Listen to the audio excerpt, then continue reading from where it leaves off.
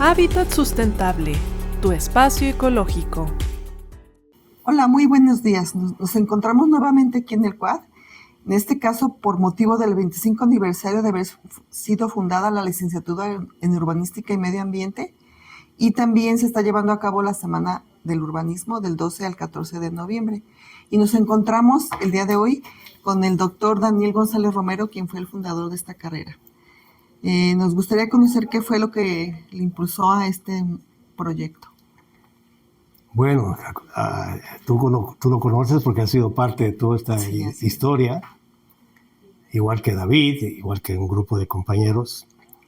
Esto se inició cuando estudié el doctorado allá en España y estamos hablando de casi 30 años. Sí. Y entonces yo tenía siempre en la cabeza que la arquitectura como tal había sido rebasada por la ciudad. Aunque forma parte de la arquitectura de las ciudades, pero las ciudades son la parte importante. De hecho, últimamente he planteado que si tú quieres conquistar un país, y está pasando con las guerras actuales, evidentemente destruye sus ciudades y entonces destruye su cultura moderna, destruye su realidad y generas un caos y te puedes apoderar del territorio. Eso es lo que está pasando hoy. Pero entonces apenas empezaba a hablar de la cuestión ambiental. Y cuando regresé del doctorado, tenía la idea de hacer algo diferente. Y ya comentando con ustedes, con el grupo de trabajo, se me ocurrió crear la licenciatura en Urbanística y Medio Ambiente. Sí. Y entonces todo el mundo colaboraba.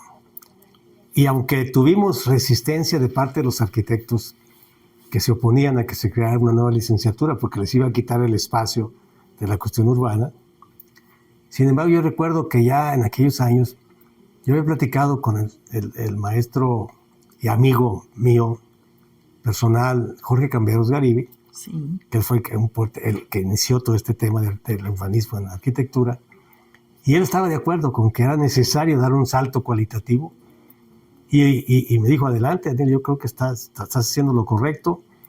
Él ya estaba enfermo, y entonces hicimos este proyecto con un grupo de compañeros. Creo que lo importante de esto es que durante la actividad ahora del 21 aniversario, que se hizo un reconocimiento a los profesores, yo lamento que no se haya mencionado, no por mí, porque yo ya no tengo el problema, soy un investigador permanente por años en el CONACYT, o bueno, lo que es sobre el CECITI o como se llame, pero creo que hubiera sido justo que en estas reuniones se mencionara a quienes iniciaron esta carrera. Así Porque es. el proyecto no lo hice yo solamente yo. Si bien tuve la idea, quien diseñó junto conmigo esta carrera y trabajamos por varios meses fueron Adrián Olivares, María Teresa Pérez, María Luisa García, Elizabeth Rivera, Tomás Orendain. Sí. Estuvo también Enrique García Becerra, aunque ellos dos un poco menos de trabajo, pero aquí se da cuenta de cómo las mujeres intervinieron en este proyecto, que me parece muy interesante mencionarlo, y me parece que hubiera sido justo que se mencionara quiénes habían sido los iniciadores y los fundadores de la carrera. Sí. No se hizo así, bueno, lamentable, pero lo más importante es que ahí está la carrera, ha tenido muchos egresados, y esos egresados están en el sector privado, en el sector público. Lo importante de esa licenciatura en su momento fue que fue la primera licenciatura multidisciplinar en todo el país, y aún lo sigue siendo, y es reconocido esa innovación. Ahora bien, después nos dio por fundar con mayor precisión, creamos el doctorado en Ciudad, Territorio y Sustentabilidad. Así es. Cuando la rectora Leticia Leal en Cutlajomulco Sí. estuvo ahí, nosotros le presentamos el proyecto de una carrera nueva en cuestión ambiental, que ahora es la carrera en Ciencias Ambientales. Y ahora estamos trabajando en otra carrera nueva sobre territorio y ambiente, y con la gente de Ciencias de la Salud, sobre los problemas de la ciudad y la salud. Entonces hay mucho trabajo que hacer y esto no se termina. Simplemente fue un momento, hace 25 años, que afortunadamente trascendió y sigue adelante. ¿Y consideras que estos proyectos de pregrado y de posgrado han contribuido a, de alguna manera, cubrir las necesidades medioambientales requeridas en la ciudad? Porque has llevado estos proyectos tanto a la licenciatura como este doctorado que mencionas, y tenemos gente que pues hace tesis, entonces, ¿consideras que sí ha apoyado de alguna manera al medio ambiente? Sí, bueno, lo primero es que ahora hay personal capaz de entender los problemas urbano-ambientales en los municipios, en el gobierno del estado, en varios estados del país, incluso del extranjero, porque por el doctorado y la maestría han pasado estudiantes de casi todos los estados del país y de 7, 8 países diferentes. Sí, así es. Entonces, esta es una contribución para empezar. Nada cambia tan rápido, sobre todo frente a las fuerzas del capital que han invadido sin ningún, vamos a decirlo, sin ninguna ética específica de carácter social.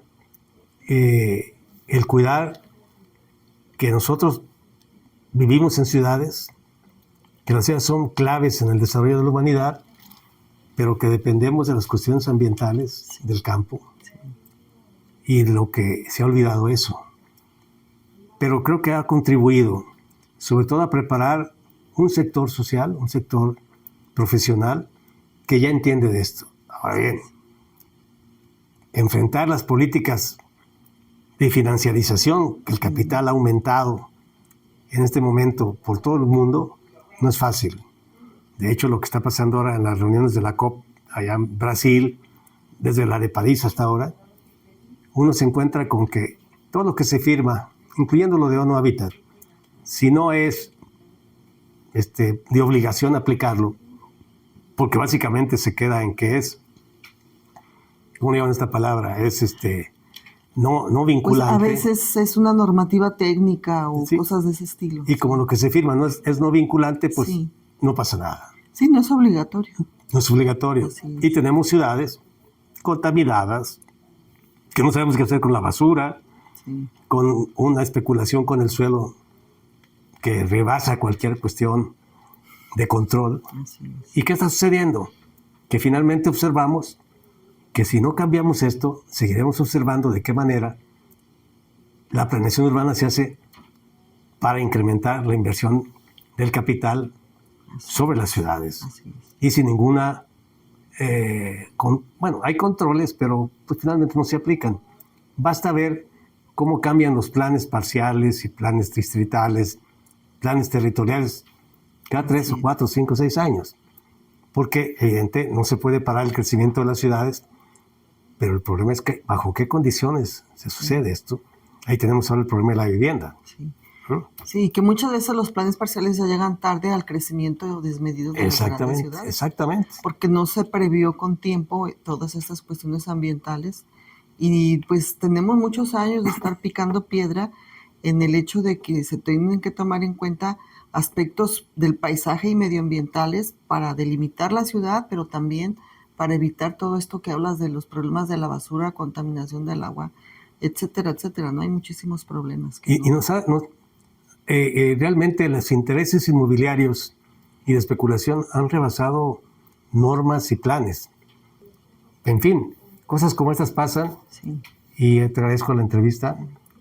Quiero recordar que estos compañeros que hace algunos años colaboraron en crear esta carrera de urbanística y medio ambiente, como estamos trabajando en otras cosas nuevas, pues lo que hicieron fue responder al llamado de la institución, de la universidad.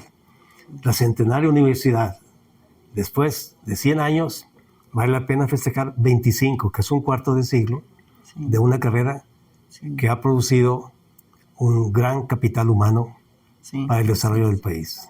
Bueno, ya nos mencionó algo de lo que hay para el futuro, esta nueva carrera que nos menciona, y pues sí nos gustaría que, pues como cierre de esta entrevista, nos dijera una pequeña reflexión, tanto para los académicos, estudiantes y la sociedad en general, porque pues esto sí llega a varios foros, ¿sí?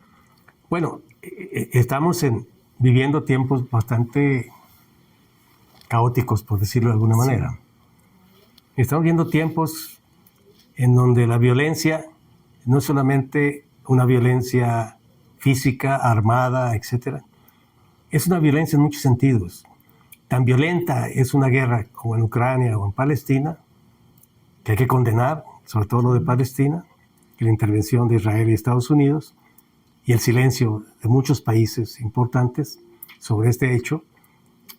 Pero tan violento es eso como el haber generado pobreza por el mundo.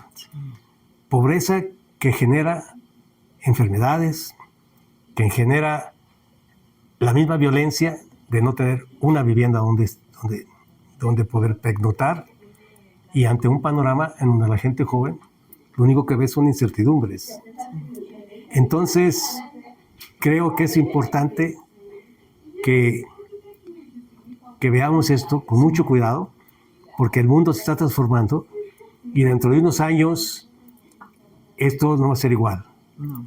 Y este es un gran reto para las instituciones de educación superior y los grupos de investigación científica. Entonces, este cambio violento, por decirlo, por la rapidez con que está generando, y hay que tenerlo mucho en cuenta y cuidar que el cambio que nos está proponiendo la realidad es cómo vamos a cambiar el paradigma de la modernidad al paradigma de la sustentabilidad. De acuerdo. Y esto cruza por muchos problemas que tienen que ver con los intereses ya establecidos y sobre todo la guerra, la violencia con la que la derecha, que sigue creciendo, la extrema derecha, crece en el mundo. Y esto, pues hay que tener mucho cuidado.